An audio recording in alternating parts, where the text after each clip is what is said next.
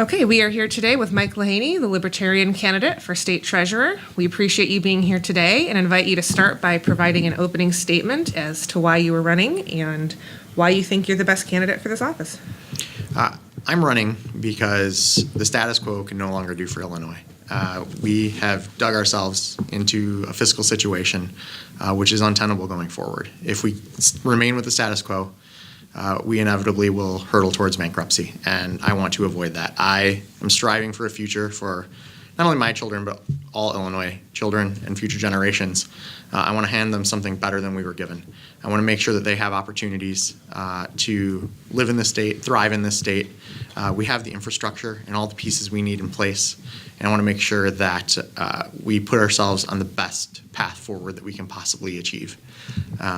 I'm running for that reason, and I think I'm the best candidate because, again, the status quo is no longer acceptable. We've handed this office back and forth between Republicans and Democrats for decades, and it's time for something different. It's time for a person who can act as a financial leader in the state, who could partner with the General Assembly and move this state forward. If you're doing that within the parties and the status quo, we're not going to make any progress. We're going to get more of the same. We need an independent financial voice that is not a part of that machine that can help start the path forward. And that's why I'm running. Okay, excellent. Share with us and our readers a little bit about your professional work and public service and why you think that would be an asset to someone seeking to be state treasurer. Can you repeat the question? I'm sorry. Yeah, just tell us a little bit about your professional work experience, your public service, and how you think that would be an asset if you were state treasurer. Sure. I've spent my entire 19-year career in consulting finance, mostly finance. I started with PricewaterhouseCoopers doing management consulting. Have worked all over the state in a variety of industries. I worked for Baxter Healthcare, Cardinal Healthcare Distribution, Ulta Beauty, so in the retail environment, and I currently work for Cooper's Hawk Winery and Restaurant. I have spent all of my time working to understand what creates a good business environment, partnering with business partners to understand how to grow businesses, create jobs, create growth. And I think that I can apply those learnings very well into creating policy, better policy in our state. Create an idea, create an environment where we can allow business to thrive. We need entrepreneurs, we need businesses to want to be here. But the policy that we've put in place is a huge detriment, and so we need to start changing that. We have all the infrastructure, as I said in my opening statement, but we need the right policy in place to allow ourselves to utilize the resources we have. Okay. So I'm kind of interested in a different way. So you're a libertarian. Mm-hmm. So this is kind of a three-part question. So how'd you come to that? How'd you get to be a libertarian? Absolutely.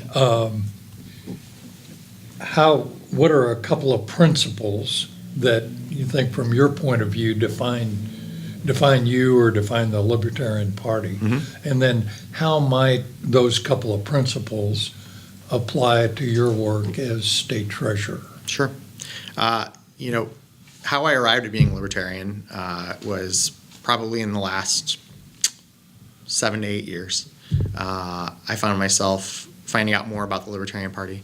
I had bounced around with my political affiliations and always considered myself mostly an independent. And I still somewhat do consider myself an independent. I consider myself an independent thinker. I find that my ideals most closely align with those of the Libertarian Party. I think that there is a place for government in our society, and it serves a useful purpose. I'm not on the farthest extreme of the fringe Libertarian Party. I'm a very pragmatic libertarian. I think we have to work from where we are. The ideals that I hold are that we need to be as responsible as we can with the taxpayer dollar. We need to not overburden the business environment with too much regulation. We need to not overtax our people and our businesses in this state because they are the drivers of the economy. People's lives get a lot better when they're making a fair wage, when they have a good job. A lot of the other problems that we tend to disagree on and argue about, start going away a little bit. When people aren't worried about putting food on the table, making their next month's rent or their mortgage payment, making their car payment, everything else gets smaller in comparison, or it becomes more manageable. But there's a lot of rhetoric out there that keeps us away from that purpose, and it's because we're not being presented with a lot of solutions out of Springfield right now, and that's on purpose. It keeps the power within two parties, and they like it that way. We need to start doing something different. What we've done, the status quo has gotten us to a $200 billion plus debt. We have unfunded liabilities within our pension system. We have broken policy here in Illinois. The state is shrinking. We went from the 5th largest state to the 6th largest state. It wasn't because our states are just growing faster. It's because people are actually leaving. Businesses are leaving. And they're leaving because the opportunities aren't here. And that's sad. I want to fight for Illinois. I like being here. And I want my children and everybody's children to have the option to be here in the future. If we don't fix things, we will hurtle towards bankruptcy. And I don't want that to be the next step in Illinois' future. So how would those 2 or 3 or 4 principles that you mentioned play out when you're elected as state treasurer? Yes. How would they? So I look at the treasurer's office as two-pronged, in my opinion. I wish it wasn't this way. I think the ideal role of the treasurer is to be the prudent manager of the taxpayers' funds. It is the basic blocking and tackling of the job. We have to prudently manage the funds, serve as a check and balance to the comptroller's office, and make sure that we are just, in a good financial situation from managing the cash flow. Unfortunately, we're in a situation where I feel the treasurer probably needs to go beyond that. I think the office needs to have a financial leader in it. I think we need someone who can partner with the General Assembly and with the governor to create better policy. I think we have to realize that we're not always electing people who know how to put together a financial forecast, know how to create sound financial policy. We do it every day in business, right? We have marketing departments, we have HR departments, we have all these departments who you have to work with as a finance partner to help make sure that your company is on a sustainable path. That's what I want to do. And I want to hold people accountable when they're not. So if they're not willing to partner and create fiscal policy, we need somebody out there saying, hey, this is what's going on. We need to make sure that we're educating the people of Illinois and where the General Assembly is falling short. And right now, in general, they're not willing to do that. We have whoever their treasurer is falls very much in the party lines. The only times you ever see them, out in the public speaking, it's always against the other side. We've got to end that rhetoric. That's where an independent libertarian viewpoint can come in and partner with both sides. I think there's great people on both sides of the aisle, and we need to seek them out, work with them to create responsible legislation. We've got to show them that they don't have to be beholden to a party boss to depend on re-election. But that's where we need to partner with the people to show them progress, and then it gives them the power to elect people who will act responsibly. Good, thanks. You brought up now twice you'd be afraid of the state hurtling toward bankruptcy. It's not possible for a state at this point in time to declare bankruptcy. So I guess explain how that would be possible, or what you're saying when you say that, what you mean. We say it's not possible because I think what you're referring to, there's an amendment in the Constitution that says we can't declare bankruptcy, correct? That is what I'm referring to, yes. That's true. So from a technical standpoint, at this point, we couldn't declare bankruptcy. When the money runs out, I don't know what else you're going to call it. Unless we're going to all of a sudden raise tax rates, which of course are the usual ideas coming out of Springfield, unfortunately. We're proposing a progressive tax, we're proposing a mileage tax. It's always a discussion of how are we going to raise revenue. We need to start the conversation of how are we going to control our spending? How are we going to reform the programs that are out there or cut the programs that are out there to responsibly get a budget put together? I mean, the elephant in the room, and everybody knows, we have a pension problem in this state. It's half of the problem at this point. Yet there's no appetite, because it's politically untenable, to reform the system at all. It's $125 billion roughly unfunded. That's crazy. Not only are we making promises to hardworking state employees who are going to go without, at some point, the system will run out. We won't be able to afford those pensions. And so what we're selling them is in essence a lie.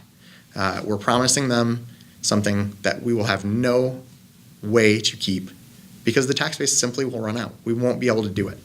The rates you would have to charge to make it tenable are unrealistic. And as soon as you put those in place, the tax base will then again shrink. We will continue, we're putting Band-Aids on the problem instead of fixing the problem. And those Band-Aids are laced with poison. We're only making the problems worse. When we start increasing taxes again and again and again, and we're one of the most taxed people in the nation already, this is not a revenue problem. It is a spending problem. I want to make sure that, state employees get a safe retirement, that they're paid what they are due. But we need to make sure that we're calculating it in a responsible way. And it seems like common sense, but we haven't gotten that, and I want to do better. So have you considered some common sense ideas relative to the pension issue? Sure, yeah. I think the Realizing idea would the be treasurer- you could model it a lot. Yeah, of course, the treasurer can't implement a system on his own, Right.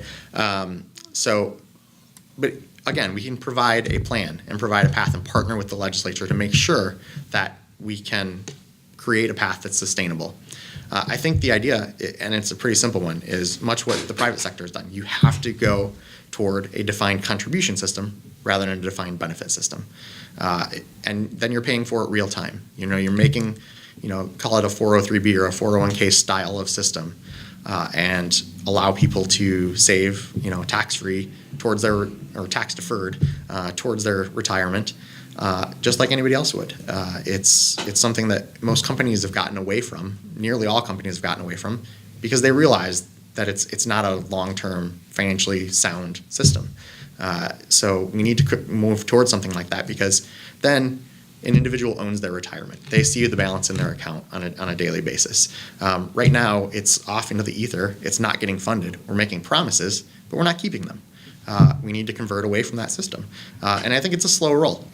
People have earned pensions. We need to find a way to pay for those, absolutely. I don't want to take anything away. I don't want to cut anything from people who have earned something that they've been promised. But we need to find a way to stop the bleeding and then start converting the system. That's good going forward, but that still leaves us with the unfunded liability that the Absolutely. state has, which is, depending on the Sizable. figures, we've heard anywhere, as you said, 125 billion to over 200 billion, depending on your source. Yep. Do you have ideas of how we could pay for that without raising taxes? It's Very slowly. And we're going to have to look at a lot of programs in the state. Okay. We need to turn over the couch cushions. We have to find dollars and cents everywhere we can. And I think a large part of that is start out with a balanced budget, right? Like, we're adding to the problem every day. If we can balance things, it may take us a long time to get there, but we will get there. I think ratings agencies, we're the lowest bond rated state in the nation. That's a problem. And I think a big part of that is our pension problem. If we can start to change that conversation, then the ratings agencies have indicated it. If we can fix the pension problem, even if we're not able to fund it right away, they would probably look at that very favorably. And then as your rating starts increasing, you start saving on bond rates, on things like that, where we're going to be able to start reallocating money that we're currently throwing away, and slowly build that system back up. It's not going to be an overnight solution, but it's something we have to start working towards. If you have $100,000 in credit card debt, you're not going to solve that overnight. You start it by creating a budget, saving a little bit at a time, just like an individual would. We're operating on a much bigger scope here, obviously, at the state budget level, but we have to treat it more like because it is our money. We have to treat it like it's our own money, like it's our own finances. We need to treat it more responsibly, because right now, our representatives are not doing that. They're treating it like their own funny piggy bank, and and that we can't do that anymore. right now, the treasurer's office doesn't really play a role in the budget. Correct. That's a General Assembly and governor function. Do you think it's something the treasurer should have a say in? Again, I don't think the treasurer, in an ideal world, the treasurer shouldn't be involved in those conversations. Okay. We're at a point in this state where the treasurer needs to be involved in those conversations. So again, if we can put this state on a more sustainable path, I would happily back out of those conversations. But right now, we need somebody who is taking the forefront, acting as a financial leader for the people of Illinois, being their advocate, because right now nobody's advocating for them. We have parties who are advocating to their chosen interests, their special interests, and nobody's really looking out for everyone. The overall view of Illinois. Okay. The current state treasurer, Mike Ferricks, is in office since 2015. What specifically has he done that you applaud? I think some of the tweaks he's made into the investment strategy overall have been good. We increased returns. Again, we're in a fairly bullish market right now, so I don't know if part of it's going to be that. But again, he made some strategic investment changes that were great. I think overall the program he has put together isn't terrible. We've reduced some of the fees that we were paying into. I think there's room to go. He has increased some of the transparency. He's improved the treasurer's website. Again, I think we have a long way to go. I think we need to be able to produce easily digestible reporting around the programs and around the state's finances so that the average person can go easily educate themselves on where we stand. So I think he's done a little bit of that. I think we have much further to go. But no, overall, and when I think if I was to go into office, the overall investment program, I would probably make tweaks to, not overarching huge changes. And I don't think there will be a difference between either of my opponents and me, largely, when it comes to that. I think you will see similar returns because I don't think with state funds there's an appetite for a huge increase in risk, which is how you get a lot of your return, right? You have to take risk to get higher returns. With state funds, I don't think that's necessarily an appropriate place to do that. Would I like to be slightly more aggressive than we are now? Yes, I would. And I say that only because I think some of the returns we're getting on some of our what are typically considered more conservative investments are actually at more risk. We're getting a lower return than I think the true risk profile is. So when you look at some of our investments in federal T-bonds, things like that, I think when you look at a federal government that's over $21 trillion in debt, there's probably a little more risk there in the long term in some of those rates than we're accounting for. So I think that we could be a little more aggressive on other ones where we appropriate the risk profile a little better. I think we could probably drive a little bit higher returns. I also want to attack the fees that we're paying. We've made a little progress there, but I think there's still room to go. What type of fees are you talking about? So a lot of the investments that we do, we're contracting with firms, the big banks and a variety of firms, venture capital funds, things like that, where they're charging us a fee to manage the funds of the state. I think we have a reasonable fee structure, but I think we could probably do a little better. We have a huge amount of funds going through these banks. I think we can probably leverage that to get better returns. You already answered my next question, which was what changes, if any, would you recommend in how the state invests its money? Are there other changes you would suggest in how that office is run? That office has other programs besides just investing. Yeah, there's a number of programs going through there, and I think a lot of them are good programs. Ideally, in a really, really long-term scenario, I think a lot of those programs would eventually go away.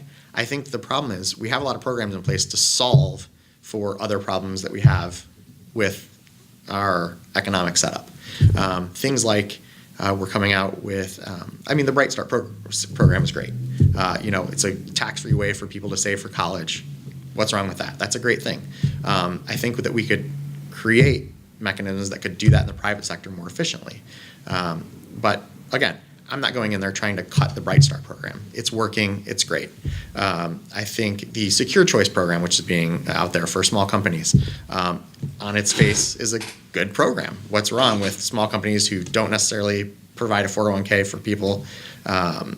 You want their workers to be able to invest, and that's great. But the problem is it what our state elected officials should be spending their time on? Probably not.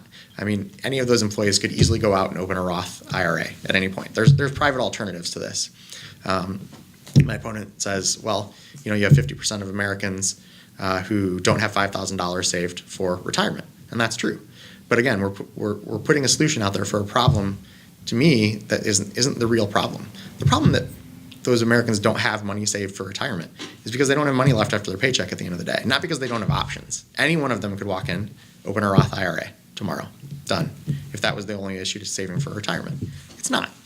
The fact is, we need to create an economic environment that creates higher wages. We need to create better job opportunities for people. That's what we need to be attacking. So it's a little bit of, yeah, is it a good program? Sure. I don't think it's a bad program. But I don't think it's something that we would need if we were doing the right things. Okay, fair enough. There is a push to combine the offices of the state treasurer and comptroller, or are you in favor of that? So both my opponents support combining the offices. I am on the other side of that. And I say that in our current environment. I think the idea behind combining the offices is great. We want to create cost savings. Absolutely. I think we can do that without combining the offices. I think there's a lot of shared services between the two offices. I think there's a lot of areas that you could attack within the budgets of those offices where you could create efficiencies between the offices, and we need to do that. I want to attack that, and I think I can lower the overall operating budget of the treasurer's office.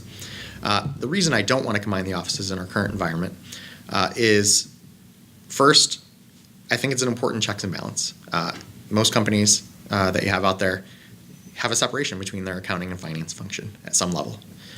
And we need to be able to make sure that things like that happen in Dixon, Illinois, when you have one person overlooking both sides of it, your $52 million went missing, right? This is one way to help ensure, it's not a foolproof plan, but it helps ensure that that kind of thing can't occur as easily. Secondly, I don't like taking away an elected position from the people of Illinois. It's somebody that they can hold accountable. I think in any plan that I've heard discussed at this point, you're going to have savings, but you're going to end up with more appointed positions. Those tend to be tools of the politically elite who can hand out jobs to people. That's not what I'm striving for. I want people who are accountable to the people of Illinois.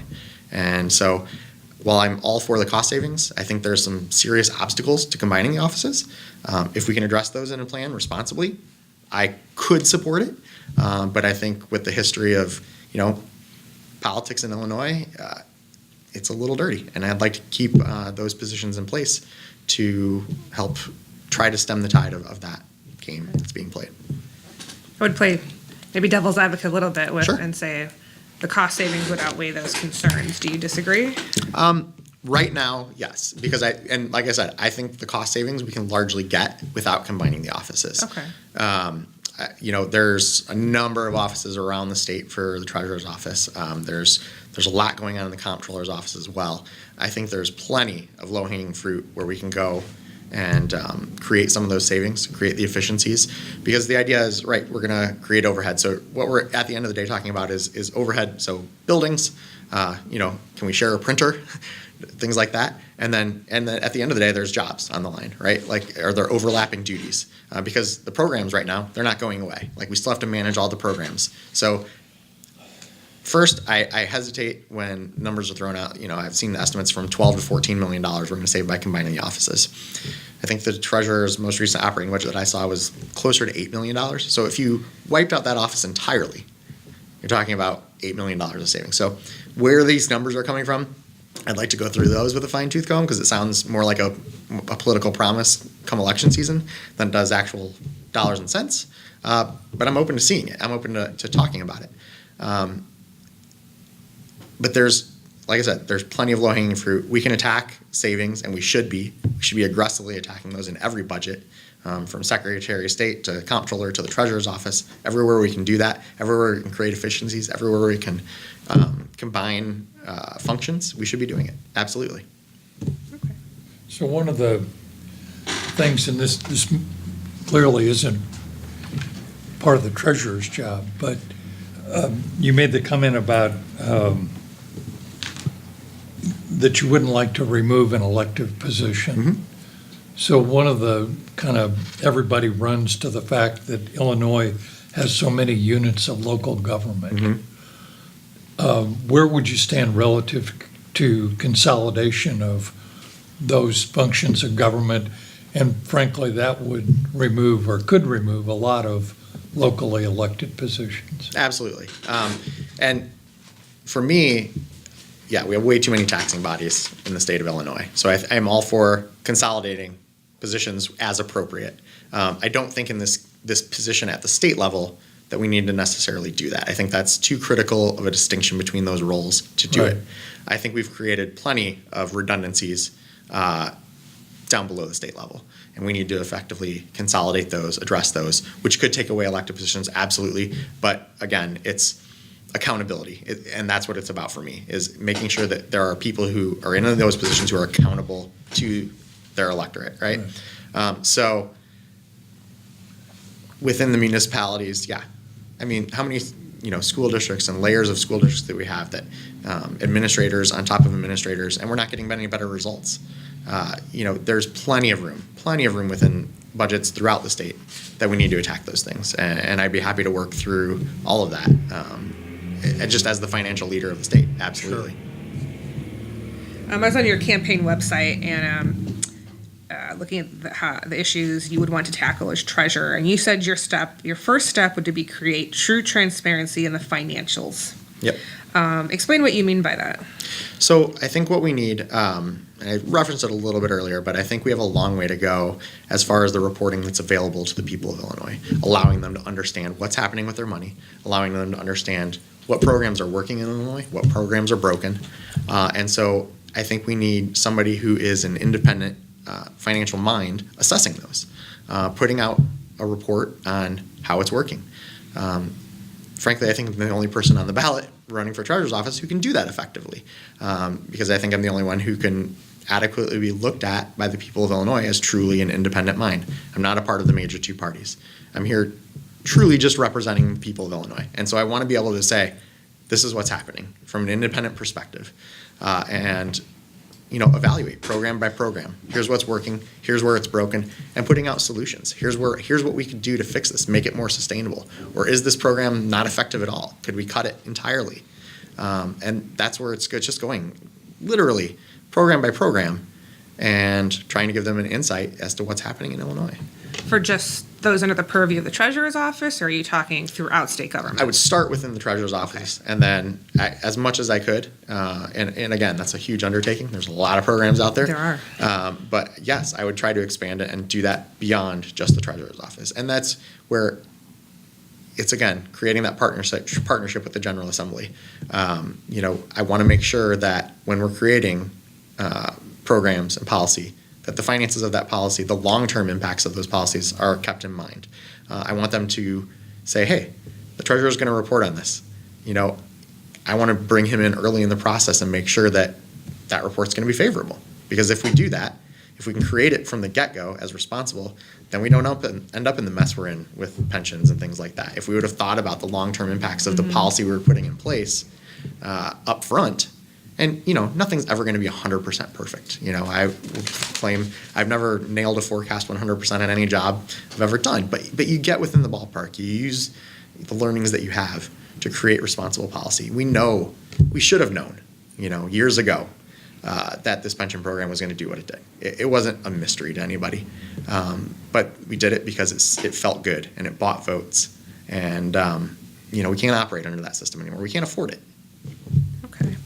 You said your second goal then would be, and you've touched on this, to craft relationships with the General Assembly to help them create fiscally responsible policy. Yeah.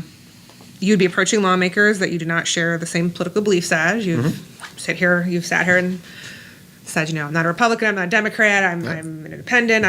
How would you build that coalition you need in order to get this? Passed? I think one of the huge challenges we face in Illinois is that there are a lot of good people running for office, and they get into office, especially and I'm one of the first-time candidate, right? I think people get into office with the most optimism they can have, and they're going to change the world, right? And they find themselves beholden to party bosses, to the leadership of the party, and are asked to toe the line. And we need to show them that they don't have to do that, because they're worried about re-election, right? And that's a natural concern. They're looking out for themselves to a certain degree too. We need to show them that by working with someone who's not on the other side, right? I think the feeling we've built is that there's only two sides, and they're all pointing at each other as being the problem. The problem that we've gotten into, they both work together to create. But I think there's good people within those parties, and I want to seek them out. I want to find them. I want to convince them on a daily basis that you don't have to be beholden to party interest. What you can do is do the right thing, and the people of Illinois will respect that you're putting in place good policy and fighting for good policy, and will reelect you based on that. It's a tough message to sell, right? Because for a long time, we've been electing people largely because most of the state leans one way or the other. And people vote out of fear. That's just the reality. They fear the other side so much that they have to vote for their guy. You don't have to look past our current governor's race and our last presidential race. I think a lot of the votes that went to both sides were so fearful because the other person was so bad that they voted for the side they just typically lean to. We need to do better than that. The best of two terrible options is still terrible. We need to think of voting for the best candidate and think about the long-term impact that will have. If we just start putting the right people in place versus the safe play, because it's not safe. That's the safe play is what's gotten us to where we are. Again, over $200 billion in debt. That's the safe play. I'm missing something then. So without major party backing, Yep. and kind of a hard campaign. Yep. So how does, and as a guy that's working for a living, Yep. right? So how do you do that? It's rough. Do you take a leave of absence? How Ideally, I can't afford to do that, Yeah. unfortunately. But so you're on your lunch hour? So yeah, no, I was on my laptop till 15 minutes before I got in here, processing wine orders and things like that. Yeah. And so yeah, no, it's tough. It is tough, But what we need to do is, I think we have an opportunity like we haven't had before. I think with social media, I think communication, I think getting their message out there is easier than it's ever been historically. Historically, you needed a lot of money to get your message Right. out there. And it's not to say that, our current governor candidates aren't doing that right now. They're spending countless amounts of dollars to get their message out there. But I think that's changing, and it's a tide that's growing. More efficient ways to get your message out there, especially through social media, and a lot of it's pounding the pavement. Like my kids and my wife miss me a lot right now, and I miss them. But it's tough. But it's a fight worth fighting. I'll be honest. When I first got asked about running for this office, I said no. I said I've got an 11, 9, and 5-year-old at home. They're more important to me than anything. I don't have time for it. I like being a dad. But the bug was planted, and so I looked at it, and after a while, my mindset changed on it. Not that they became any less important, but because they are so important to me, because I want to create a future for them. I felt like the time is now. We're not far off from fiscal catastrophe in the state. We have to be honest about that. If we want to create real change without the state going through some form of bankruptcy, the time is now. We can't wait any longer. And so I was compelled to say yes and run for this office, and I'm glad I did. It's traveling around the state and talking to people. I wasn't the only one fearing it. I think the fears are widely held. People see what they're taxed. We see what we're getting. We see economic opportunity disappearing all around us, and I'm so glad, because I know now I'm not alone. The people of the state want more. Now this message I have to get out to them is, how are we going to do it? This is step one. I need to get elected into office.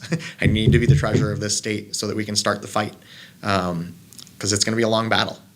But we have to start somewhere, or we won't get anywhere. All right, well, we thank you for meeting with us here today, and we invite you to give a brief closing statement as to why you think you should be the next treasurer for the state of Illinois. Sure. I truly believe that I am the only option on the ballot who will bring change within the treasurer's office and with the fiscal situation in this state. It's been proven over decades that we will not get any change with the status quo. We are going to get more and more into debt. The situation will get worse. Jobs will go away. Taxes will increase. Businesses will flee. It's untenable. As an independent financial leader in this state, I will take the treasurer's office to unprecedented levels. we will be a true financial leader and a true partner to the General Assembly in creating a better path forward. I am completely confident over my 19 years that I have honed the skills to be able to be that business partner to the General Assembly. And I'm looking forward to the challenge. I'm up for the fight, and I would appreciate your support.